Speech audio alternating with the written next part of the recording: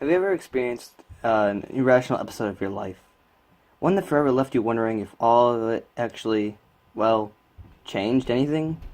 I have my own story of this type to share. After all, who doesn't like a story? He sure does. This began on a day much like any other I've had before. It was a rainy Friday afternoon, and I was relaxing within my eerily secluded suburban residence. It was like your ordinary small-town house, except merely in the epicenter of a tall field, accompanied by a lone mailbox next to no crossroad and whether no example of humans. Even existing in a span of 18 miles, we had the house, the trees, and phone lines, below of anything else outside. It's not much, but it is home. It tends to grow on you slowly. It had been a busy week as the month of May always is, but I was about to enjoy my weekend. This one was a bit more eventful than all of others, however. The upcoming Saturday was in fact the 20th anniversary of my parents' marriage. Sounds like a merry occasion, doesn't it? Well, perhaps not. Ironically, the very same day this year was my 20th birthday. This has always been an unfortunate coincidence for me. Seeing how this mix-up seemed to push me out of favor. As usual, I was subjected to a weekend alone on my special day. Sounds horrible, but one used to get accustomed to it. My mother and father had already left for their couple's getaway hours before I even woke up that morning, almost as if they vanished. They did this every year since I was merely the age of 5, so I'm used to it. I've always been left with the facts of my life. They just don't seem to have actual time for me. But I respect their happiness as a single offspring of theirs, and loyally looked after the house while they were absent, having fun without me. I feel as though I'm a little too devoted for my own well-being. I was bothered by the fact that they spent little time with their only child, and I was too controlled, not to mention distant, to actually bring it up, since suppose it's my fault at the base of it all. But in a strange sense, I was secretly didn't mind being left to watch the house so much. It was pretty easy, actually. There was little danger with the lone abode surroundings, and I had no pets to take care of. It was basically just me out here. Give me plenty of time to catch up on sleep, experiment with stuff in the kitchen, even do some writing. But didn't have all the chores and priorities. My primary pastime had always remained the same: playing video games. After I finished up the trivial homework, I was left with nothing productive to do. So, I did what any unamused gaming fanatic would do. I settled down inside my room and looked at my large library of games. Most of what I saw were those I played very recently, not to mention were fresh in my mind. I skimmed across my assortment of handheld games. A streak of comfort swept through my head. There I saw it. Mario and Luigi, Bowser's Inside Story. My favorite game of all time. One that I haven't played in a good while, for over a year I think. Blissful, I flashed back to its launch day. I was only 15 then, buying the game from my local commercial retailer. Of course it was like 20 miles away from home, but we always visit that area for our goods anyway. You could hardly imagine how excited my absolute spirit was. I could just feel the wave of enjoyment it gave me throughout the years rush back and good sign that this was the game of the day. I pulled up the game box without haste, grabbed my light blue Nintendo DSi, and sat down on my nicely made bed. I took a moment to look at the simple yet charming box, decided to play it all over again. I opened it, took a small cartridge out, and booted it up. I proceeded to load my previous save file where my progress was preserved, all the way up to the question of the challenge medal. Moments after defeating the stone blooper boss. Essentially, this medal is a gear item you can equip that shifts the game into hard mode. So from that point on in the game onward, I played through the entire adventure for hours on end. I was having the time of my life, punching my way through the unsuburb kingdom as Bowser, stumping over evil with the brothers, and of course, smiling at Fawful, the main villain, and his charming English Tinks. I played and played and played, until I finally made it to the final boss battle. The face of my wall clock ticked slightly past 11:30 p.m. I was about to see my thrilling playthrough pay off. The battle started off exactly as remembered. Bowser and his dark impersonator clash with clenched fists and their spectacular special attacks. The sight of Dark Bowser scared me, but in a thrilling, awesome way. He looked though as I always knew him to be. However, I still had little trouble whittling away his barely excited now. I knew that this is where I finally got the climactic final scuffle with the Danish master.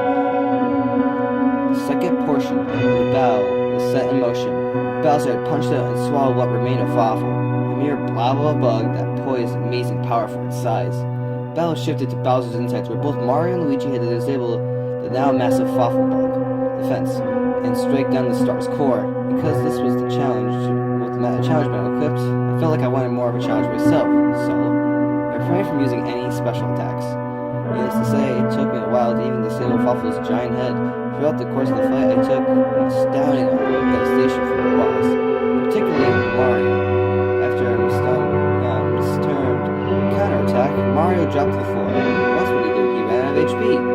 So during the runs of Fawful's victorious attack afterward, I used Luigi's turn to try and bring Mario back from this game over. She was over to the item book and scrolled down to where my one-ups were kept. I had only one left. This confused me because I actually checked my supplies items beforehand. I had about 20 of them in there prior to starting this fight. Now I was reduced to only one? Weird. I used this last one-up much to revive Mario and resume the fight. Having not even attacked the core yet, Fawful was left with one of his instinct legs to stand on. I proceeded to target the leg, this time with Luigi.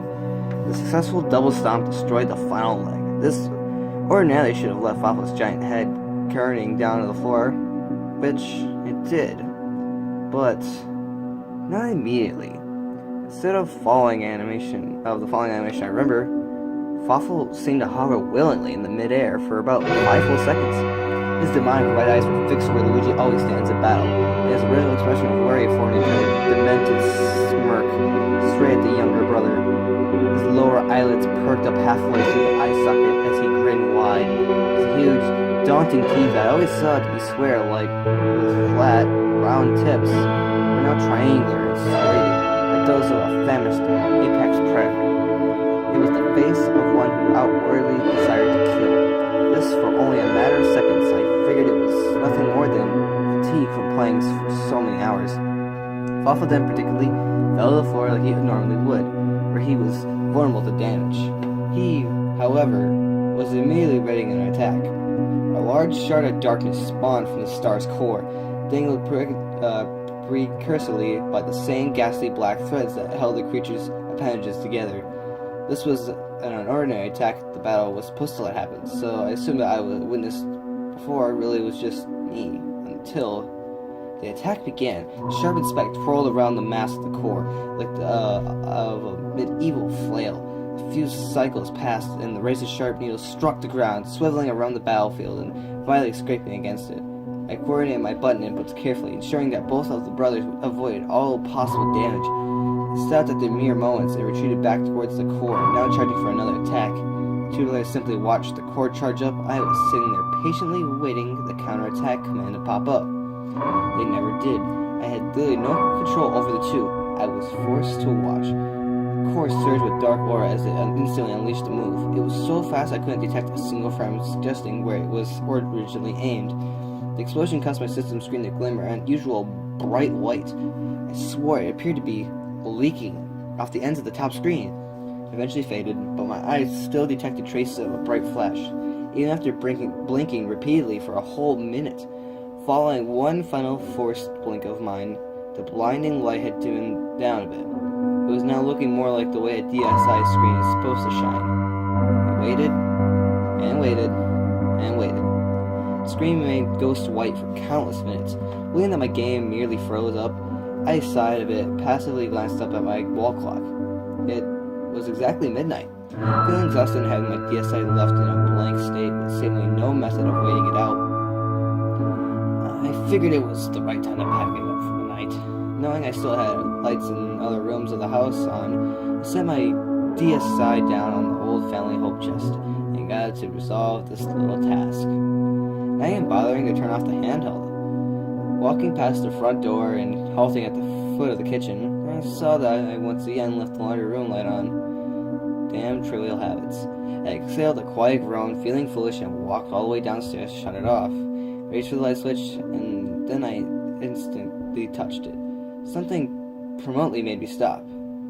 An irregular sound, a frail yell of discomfort. I previously heard from one and only one figure. It was Luigi, at least I think it was. The voice sample I was hearing sounded like something was wrong. The cry was faint, but somehow escalated as if it was right next to my face. It seemed to as though it come from my room. And that was the source. My heart stopped at the very idea of this. Luigi's voice sounded real, yet unnatural.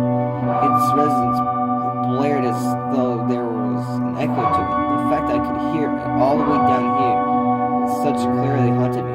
The DSI speakers were not strong enough for the voice of Luigi to be like this, let alone carry us so well over this distance. I knew this for a fact. I was left in a mental stalemate. I did not want to find out what caused this shrill cry, but at the same time, I did. Petrified, I flicked the light switch off and forced my shivering legs to carry me plate self off back upstairs. I creaked up to the kitchen, taking step after step, purposely pacing myself to avoid the sound for as long as I could. The crying continued. As I creeped closer, the noise gradually became more and more normalized. I wasn't wearing headphones, but it sure sounded like I was. Turning the kitchen light off as I passed, I silently walked to my door, initially looking away from the source of the distressed crying, shivering all over. I barely poked my head in and stepped forward. I was expecting someone to be in there, but instead, I saw my room, and exactly as I left it, my DSL also appeared to have remained untouched. It would still be followed with the ghoulish freeze frame of nothing but lights. Not moving another muscle, I squeamishly glanced at my bedroom window. Out of disturbed sense of self-security, it was closed. Clearly, nothing was different from before. My tense heartbeat began to regulate itself. The sight of my room calmed me down. But that was soon ruptured. The abhorrent cry I heard from before seemed to be fading back in from the DSI speakers. Luigi's hushed sobbing from before now erupted into a terrifying, distorted shrieks, setting his reel as a victim in a torture dungeon. Luigi's crying shaped into an actual speech accompanied by an echo. Luigi screamed. I quivered pathetically, standing still as an ice-bound statue, listening in horror. Luigi's words sounded like an actual person, like I was at the raw end of a live studio recording feedback. I'd never heard such a happy, gentle character of this type howl in anguish like that. That's the sound of someone begging for mercy, living through a pain he simply can't bear. This haunting, tormented screaming was soon to be accomplished by a series of loud stomping and the same exact sound effects used for the dark stars floating in-game. The tremor of the stomps thumped loudly within the right speaker and was slowly shifting closer to the left speaker as Luigi wept quietly. Someone, or something, was after him. Then, silence. For 15 or so seconds, the audio stopped playing. I was so shocked from the silence of poor Luigi's voice. I couldn't help myself to even move a single inch. The idea of turning the system off came in my head, but something kept me from doing so. I couldn't bear to silence Luigi and his somber wailing, even though the well-being of a virtual character's life has no possible effect on my own. I was begging for the game to cease the screaming and shut itself off and end this torment. My mental begging didn't help me one bit. One of the sustained oasis of silence, I could hear Luigi screaming once again, but this time louder than ever. Just then, a crazy sequence of defending sounds all out to scare Luigi's crying. I could hear slashing, crunching, the sound of bone snapping all around, a mix that could only be described as a crocodile claiming its prey. Poor Luigi's cries of agony grew more hoarse and muffled as the racket this bellowment changed in its speed. The distorted cry for some help dimmed to nothing, right as the gruesome crunching sounds did much the same. My eyes were literally flooded with empathetic tears for the unfortunate Mario brother. I couldn't do anything but cry. I could hardly describe the terror of what I just heard. Ever listen to someone you care a lot about pass through a meat grinder? I think I just did. The screen was still nothing but white, leading my imagination nowhere but to run frantically. As soon as I thought it was over, I heard one final sound. The loud, ghastly churning of someone's throat, a soft echoing tenor that molded into a moist, life swallowing noise. It reverberated lower and lower as if trailing that beast's merciless gullet. Only then the white screen faded, turning the whole system off on its own. I immediately dropped to the floor, knees first, sobbed quietly over the velvet carpet. I clasped both my temples and forcibly shut my eyes, trying to keep myself together. After a minute of psychological reconsolidation, I solidly brought myself back to natural standing position. Okay, keep your head on. It's been a long night, and you are exhausted. Yeah, that's it. You just need some sleep. I tried convincing myself that all of that was due to the lack of healthy, normal person rest in my sleeping cycle. So, I stopped everything, went straight to bed, just praying that this would all blow over. Soon then expecting the morning arrived as early as ever. I woke up feeling as though it wasn't for very long, graced by the soft cushioning of my own pillow. I still had clear memories of the horror I witnessed, but I suppose focusing on nothing but negative happenings couldn't be healthy. Nightmare or not, I wanted to forget all about it, but I simply couldn't. I needed to perk up. It was my own birthday, of course. This would be a good day. Who was I trying to convince? If everything was all sound in my life, I wouldn't have to think about it. Or is the house in my paradise, and my head hurts. That's just real bad. The reason being unknown to me. Maybe I just need to wake myself up properly. Yeah, that's just what I need. A barely audible, nervous giggle escaped my mouth for almost no reason. Shower was something that always set my mind straight and relaxed. So I took off with my favorite pair of clothes and departed for the bathroom. The room's light itself soothes my worries a bit.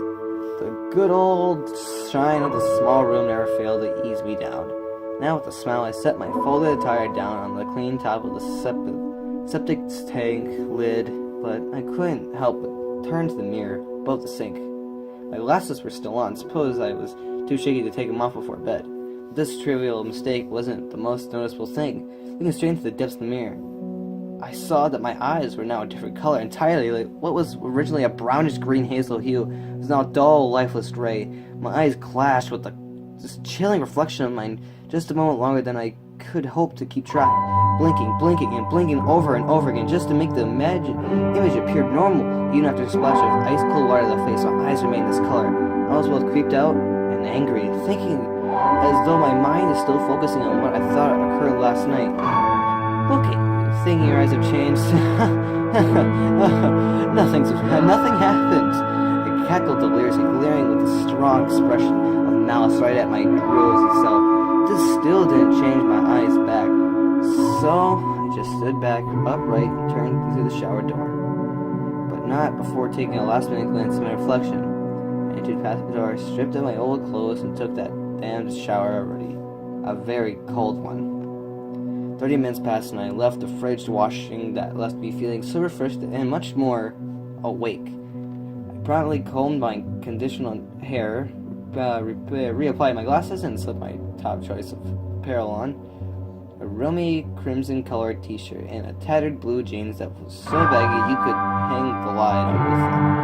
I was all set for a great day for relaxation. But now, however, I ignored the sink mirror.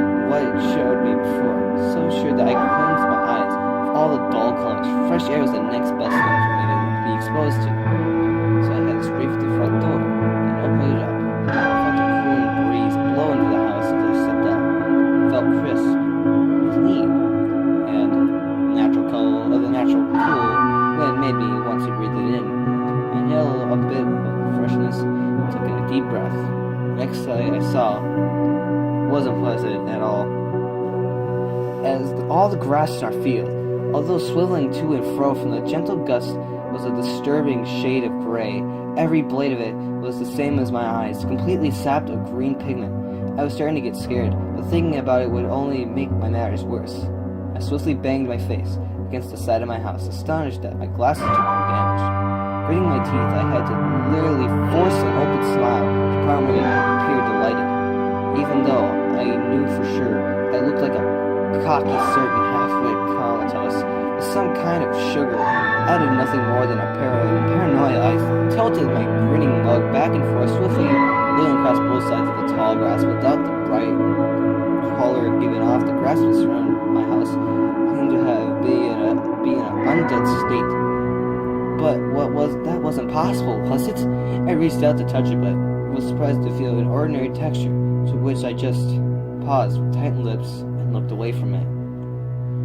Whether purposeful or otherwise, my eyes were now lined up with the dank black hue that was our mailbox. I cut back and forced a smile and walked up to it, opening it up to see if anyone had sent me something. Someone sure did. Inside was a stranded parcel from the county post office.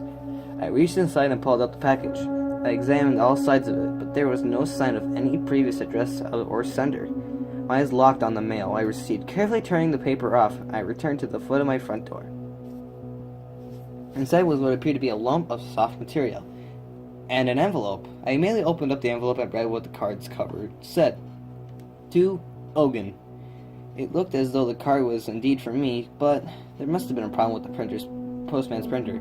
The L that's supposed to start with the entirety of my own name wasn't there. Must have been an error. I opened up the card and saw a message hand-drawn with formal printing. To our very special boy. We thought that this would cheer you up. Best wishes, Mom and Dad. Despite the recurring lack of the letter L, my face lit up like any happy child would. Hearing from my parents, even the text made me feel a ton more relaxed. But even in this happy moment, I couldn't help but notice something bizarre. That's not my parents' handwriting. For one, they always write their letters in cursive, and they would never write this bold. The streaks were clearly formed by something pen-like, but it looked like I would track ink on my fingertip if I were to touch it. But whatever, right? I swapped the odd card for the material underneath it. Flipping it outward, it was a Mario cap. A thick, silky soft, and very bright red. My mother and father knew just how much I loved Mario and his games, so this brought back a sense of safety for me. I smiled brightly. It slipped out of the hat without delay. It was comfortable and seemed to fit my head just right.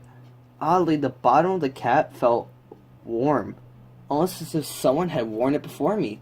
Still, I enjoyed my gift. I was put back into a Mario mood. I wanted to play one of his games.